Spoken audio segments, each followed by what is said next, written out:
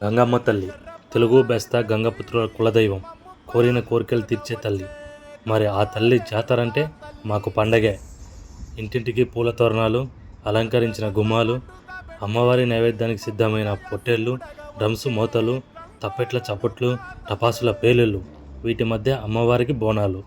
తప్పెట్ల చప్పుళ్లకు అమ్మవారి పూనకంతో భక్తుల సందడి, సంబరాలు. ప్రతి సంవత్సరం చేస్తున్న ఈసారి ఏదో తెలియని కొత్త అనుభూతి, కొత్త సంబరం, ఆనందం, జనాల మధ్య సంతోషం. పచ్చటి పొలాల మధ్య అమ్మవారికి బోనాలతో, కోళ్లతో, పొట్టేలతో జనాలు.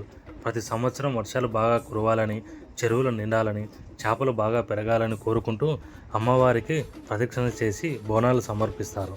అమ్మవారి చల్లని చూపుతో మన అందరికీ ఆశీర్వదించాలని, ఆమె దివ్యకాంతులతో మనకు దారి చూపించాలని గంగమ్మ తల్లికి జ్యోతి ప్రజ్వాలన చేసి ఆ దీపాన్ని వివాహం కాని మగవారితో మాత్రమే గంగమ్మ ఒడికి చేరుస్తారు.